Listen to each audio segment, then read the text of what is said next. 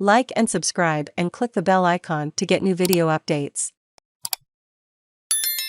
Community leaders warn stakes high as new Labour government decides on controversial cashless card. The future of one of the most polarising welfare programs of the coalition government remains unclear, with thousands of Australians on the cashless debit card, CDC, waiting to see what Labour will decide.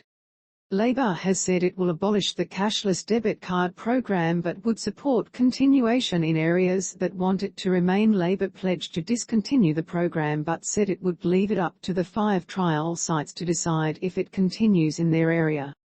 Community leaders and welfare recipients are now waiting to see when and how it will implement that reset, with both supporters and opponents arguing it is a high-stakes issue for vulnerable Australians. The card sets aside the bulk of a person's welfare payments for essentials like food and bills to minimise spending on drugs, alcohol and gambling. The program has attracted criticism for being impractical and targeting areas with a high Indigenous population. But others argue it has reduced substance abuse and incentivised employment. Lives at Risk Jaja Manian Trust is one of those hoping the cashless card will be allowed to remain in place in the East Kimberley region of Western Australia. I think it has led to some improvements, and the bottom line is that you can just take something away and leave nothing, he says. We have real problems, there are lives at risk, especially young children and old people. I think the danger is, removing the scheme will result in more injuries and more alcoholism, and stuff like the police being hunted by mainly Aboriginal youth in stolen cars. The uncertainty over the cashless card comes during concern about social breakdown in regions such as the Kimberley, which community leaders like Mr. Trust say is worsening rather than improving. Evaluations have delivered unclear and mixed results, allowing income management programs like the CDC and Basics card to become something of an ideological football. Mixed wording on policy position. The ALP's policy position has varied in its phrasing in recent years, and the new Albanese government has not commented since Saturday's result. On its election website, the ALP said it would scrap the card altogether.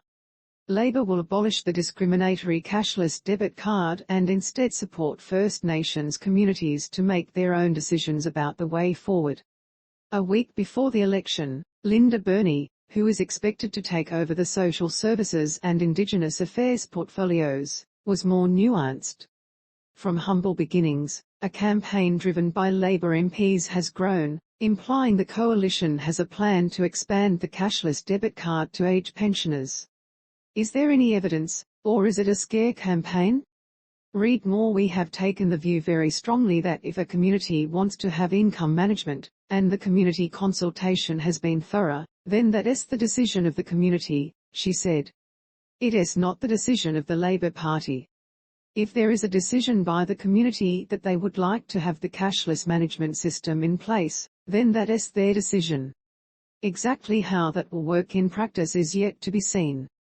Also complicating things is the requirement for legislative change. Hope's programs will remain a priority for community leaders like Muruwang Man Desmond Hill is that the wraparound programs linked to the cashless card rollout continue. I'd like to see the existing programs just get streamlined and put into the mainstream, not just stopped, he said. I personally supported the card being introduced because there were people using Centrelink like a career. They never had a job and had no intention of getting a job. They were getting payments and purchasing alcohol and gambling the money away. And around the time the card was introduced, we had a spate of suicides and, as locals, we really felt the impact of that, so they were my reasons for supporting it. Recipient hope for change. Others are hoping Labour will take a more decisive stance and shut down the existing scheme altogether. Kalgoorlie woman Silvio Cesar was placed on the card when the WA Goldfields trial started in 2017. She says support for the program is misguided. There is no glowing stories. There is no success stories, she said.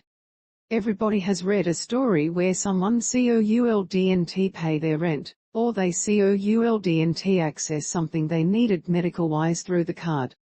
Ms. Cesar says she faced stigma for just having to use the card. It is embarrassing, really. You know you've sort of got to hide this grey card, she said. Because everyone knows what it is, so everyone knows you re on a payment, there is no anonymity anymore. End of era? It could be the end of an era for income management in Australia.